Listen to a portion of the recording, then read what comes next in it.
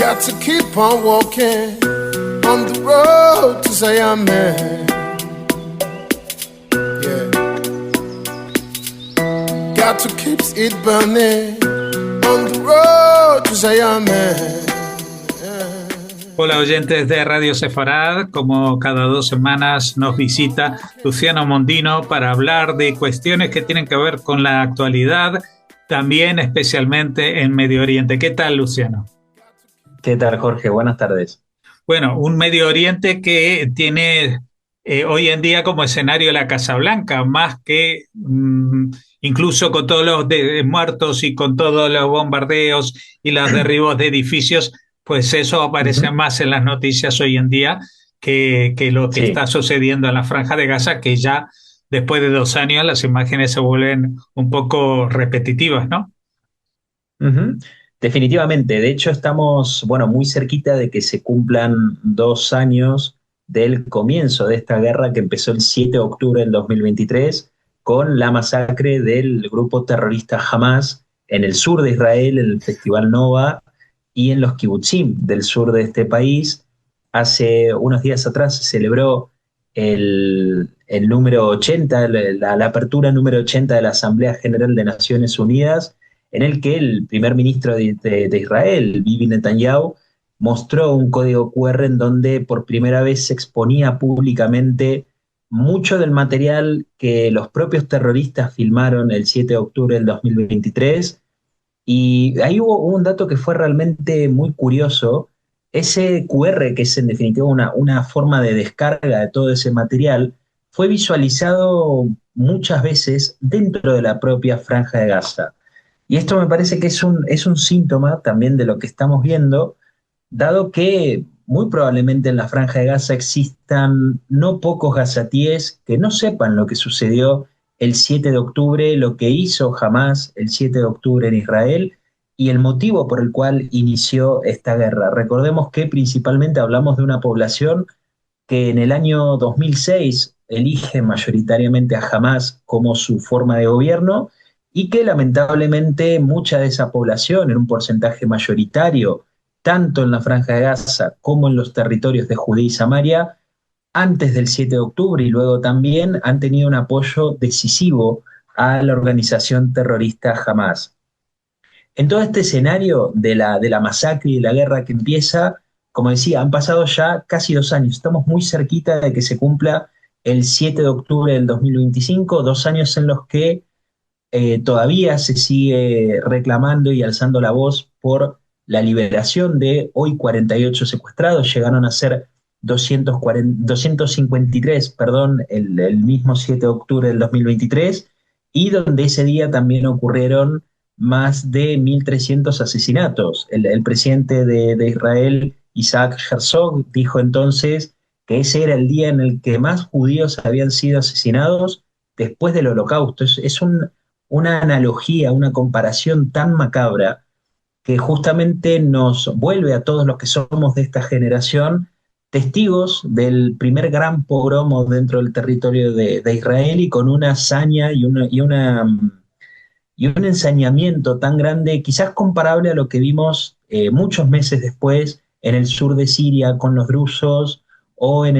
también en la zona del Levante, cuando el ISIS, el Estado Islámico, estaba degollando y quitando cabezas de los cristianos en Egipto y otras minorías étnicas del Medio Oriente. En todo este panorama es que bien señalabas la cuestión de la Casa Blanca. Yo creo que fue el programa anterior, cuando estábamos haciendo un poco de cobertura de lo que había sido el ataque de Israel a la comandancia de Hamas en Qatar. Dije algo así como que estaba empezando a tender a pensar, y hoy ya sí que lo pienso, que el ataque a Qatar nos empezaba a mostrar la luz al final del túnel, no necesariamente en un grado de optimista. Generalmente las vertientes y las formas de analizar el Medio Oriente te alejan, lamentablemente, de este tipo de apreciaciones que terminan siendo subjetivas, pero que luego la realidad te demuestra que tendés más a pensar en el pesimismo que en el optimismo. Pero sí que empezaba a haber distintos elementos que te mostraban que había un camino dirigido a lo que luego se termina consumando en la cumbre de anoche entre el primer ministro de Israel, Netanyahu, y el presidente de los Estados Unidos, Donald Trump. Todo este marco, además, tiene la Asamblea General de Naciones Unidas, que tuvimos algo muy, creo que es también sintomático del gran problema que hay en la gestión de la comunidad internacional y una organización que en realidad debería velar por la seguridad internacional, pero está en un proceso de descomposición probablemente terminal, muy similar al que tuvo la Sociedad de Naciones entre los años 20 y 30. Hay que saber que la Sociedad de Naciones al principio del siglo XX nace en respuesta también a lo que había sido la Primera Guerra Mundial y en definitiva para evitar una segunda gran guerra del calibre que había sido la Primera Guerra Mundial. Se sabe que la Sociedad de Naciones, basada también en ese espíritu idealista representado muchas veces por los puntos wilsonianos y demás, terminaron estrellándose al final de la década del 30 con la Alemania nazi, con los ejes totalitarios, Italia, Japón, etcétera. En todo este marco es que hay hoy unas Naciones Unidas que están en una retirada muy pronunciada y un tablero en el Medio Oriente que es muy complejo desde el momento que Israel enfrenta una guerra de 7 frentes, en el cual la Franja de Gaza tiene una importancia mayúscula, la cuestión de Irán, también incluyendo a Gaza como parte de todo su entramado proxy, y luego lo que sucede sin duda con la relación siempre conflictiva entre el Estado de Israel y los países árabes. Con esto hay una cuestión que nos sirve también para entender un poco lo que es este contexto general en el que se da la última parte de esta guerra, que insisto, lleva 2 años con una Franja de Gaza que está destruida, no así la ciudad de Gaza, que todavía, aunque están las tropas de Israel ya operando dentro, tiene cierto grado de algo intacto si uno lo compara especialmente con ciudades como Rafah al sur de la Franja de Gaza o Beit Hanun, que sí tienen al día de hoy un grado de devastación mucho mayor, incluso se habla de condiciones de inhabitabilidad para las propias personas que habitan el territorio gazatí. Insisto, muchas de esas personas que no sabían lo que jamás había hecho el 7 de octubre del 2023 y que justamente cuando se demuestra y cuando se expone todo este material que hoy ya empieza a tomar cierto carácter público, empiezan a entender que realmente el culpable de la destrucción de Gaza no es Israel, sino que es el propio grupo terrorista Hamas, que entre otros grupos terroristas de Gaza mantienen hace más de 700 días a 48 personas encerradas en los túneles de la Franja de Gaza. La cuestión del mundo árabe también tiene una particularidad. Si comparásemos lo que es el siglo XXI, que en el que estamos viviendo, con el siglo XX, el pasado siglo lo que tuvo era en el calibre del poder, en la forma de equilibrar el poder dentro del mundo árabe, había países que tenían realmente una preponderancia muy grande, caso Egipto y Jordania, caso Siria o caso Irak. El mundo árabe del siglo XXI ha de alguna forma deslizado todo ese eje de poder. Ya no pasa por estos países, sino que está ubicado netamente en el Golfo, que además es una zona de un gran potencial estratégico, un gran peso estratégico, político y geopolítico, en el que el mundo árabe se tensiona sin dudas en 2 líneas o 2 ramas que son fundamentales. Más allá de la famosa división entre sunitas y chiitas, hoy todo este liderazgo árabe se está disputando especialmente en aquellos líderes que pueden ser o que pueden gobernar países o regímenes con cierto aire de pragmatismo a la hora de vincularse con Israel o con los Estados Unidos o con el mundo occidental, caso Emiratos Árabes Unidos, Arabia Saudita, Bahrein o Kuwait.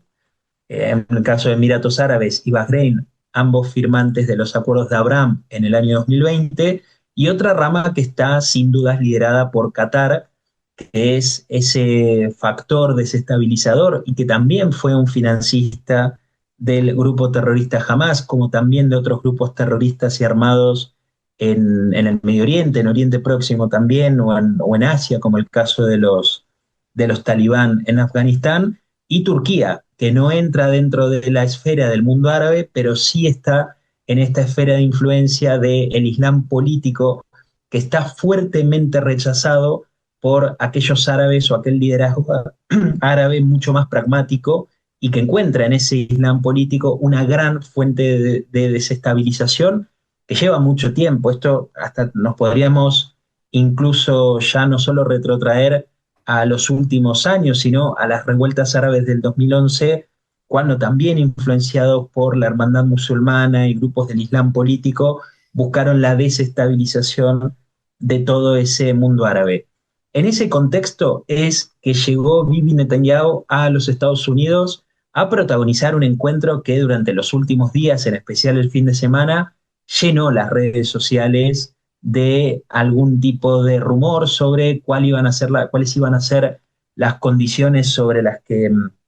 iba a trabajar la salida o el acuerdo para el final de la guerra en la Franja de Gaza. Se empezaron a decir, incluso empezaron a circular borradores con 21 puntos, y recuerdo que yo decía, en el Medio Oriente, con la complejidad que hay, si en esa reunión bilateral públicamente se va a hablar de 3 puntos, ya me parece todo un logro. Y fue efectivamente lo que sucedió. Hay que entender también que hacemos análisis sobre las cuestiones públicas de un encuentro que estuvo basado principalmente en realmente expertos y liderazgos en lo que es la política y lo que es la estrategia de un Medio Oriente que está muy convulsionado y que hoy la propia Liga Árabe, incluido Qatar también, empiezan a entender que esta guerra ha terminado de alguna forma arrastrando a todos estos países y que Israel ha cambiado el chip el mismo 7 de octubre del 2023, pasando obviamente a una estrategia quizás mucho más ofensiva y mucho más proactiva de lo que se imaginaban hace muchos años. En esos 21 puntos se hablaba de todo. Hubo aquellos puntos más ligados a una entelequia, a una quimera, que hablaban incluso de la consolidación de la paz. Siempre cuando nos referimos al concepto de paz, habría que entender qué entendemos si recurrimos a la filosofía de Kant para entender una condición de paz perpetua, o vamos a basar, como exige una región como el Medio Oriente, una paz equilibrada en función de elementos que sean reales y no un pacifismo tonto como el de activistas que dicen o que casi dan por sentado que Israel debería firmar la paz con Hamás, y aquí sin incluir todos los elementos que definen la naturaleza de un régimen islamista, como es Hamás o la Yihad Islámica Palestina, o la propia Liga Árabe, que tiene muchos de sus elementos radicales, incluso también en gobiernos como en el caso de Qatar. Es decir, hay toda una complejidad mayor que te lleva a entender por qué en el Medio Oriente hablar de paz es muy difícil y es impensable incluso en los términos en los que podría entender esto un país europeo o una sociedad occidental cristiana principalmente. Hay un elemento también que en los últimos días estaba circulando mucho, y era la cuestión del Estado palestino. Esto lo hemos hablado también en otros programas, sobre una cuestión que a mi entender es un principio real y te diría hasta ineludible de lo que es la situación o el estado de cosas actual en Oriente Próximo, y es que sin la aprobación del Estado de Israel, un Estado palestino es inviable. Estás hablando de una fantasía, o quizás de algo tan ingenuo como pretender que las Naciones Unidas puedan detener la campaña militar de Israel dentro de Gaza. Estás hablando de cosas que no existen en la realidad, no solo porque hay un gran desinterés en el mundo árabe y los propios palestinos de la creación de su propio Estado, sino porque en este estado de cosas, tanto en la Franja de Gaza como en Judea y Samaria, en los territorios de Judea y Samaria, no están dadas las garantías para blindar la seguridad del Estado de Israel. Y esto es algo que no solamente es reclamado por Jerusalén, sino también por otros estados árabes que entienden que hoy una mayoría de palestinos gobernada en los hechos, pero también en el derecho por Hamás, sería una muy mala noticia incluso también para esa parte del mundo árabe. todos estos temas que entraban más en el terreno quizás de lo idílico o lo imaginario, que no se apegaban a la realidad, sí también convivieron con elementos que tenían que ser abordados y que fueron abordados. De hecho, en la conferencia de prensa de ayer en la Casa Blanca, creo que todos estos han sido de alguna forma saldados. Y te resumiría principalmente en dos, que son los dos grandes temas que consolidan los objetivos y los intereses de Israel en la guerra en la Franja de Gaza. Principalmente la cuestión de los secuestrados, la vuelta a casa de los hoy 48 israelíes que llevan más de 700 días en cautiverio en el secuestro de la Franja de Gaza. El retorno de los secuestrados aquí te llevaba también a otra arista del tema, y era si Israel iba a aceptar una devolución o una liberación en cuotas, o iba realmente a ir a una liberación integral como se presumía, que es finalmente lo que públicamente Netanyahu aceptó. Hay que ver con esto cómo se va a comportar, obviamente, Hamás. Insisto, aquí al frente tenés a un gobierno de la Franja de Gaza, que es una organización terrorista islamista, una organización yihadista, en donde la destrucción de la Franja de Gaza no le genera ningún tipo de conmoción. Hasta te diría más, para Hamás, mientras o cuanto más peor, mucho mejor. Por lo tanto, es muy difícil saber hasta qué punto los podés doblegar en consonancia con lo que es la destrucción de la propia Franja de Gaza. Y luego también la cuestión más operativa: ¿cómo haría Hamás para liberar a los secuestrados que no están en su propio poder? Caso de aquellos secuestrados que puedan estar en manos de la Yihad Islámica Palestina, el Frente Popular de Liberación Palestino, u otros grupos que están vinculados al Estado Islámico o Al Qaeda, que están dentro de la Franja de Gaza, que operan, que son grupos, es verdad que muy minoritarios en comparación con Hamás, pero que han tenido una participación activa en la masacre del 7 de octubre. Todos estos, en lo que es el plano de la cuestión de los secuestrados, es un elemento fundamental que la sociedad israelí le reclama, y también le reclama,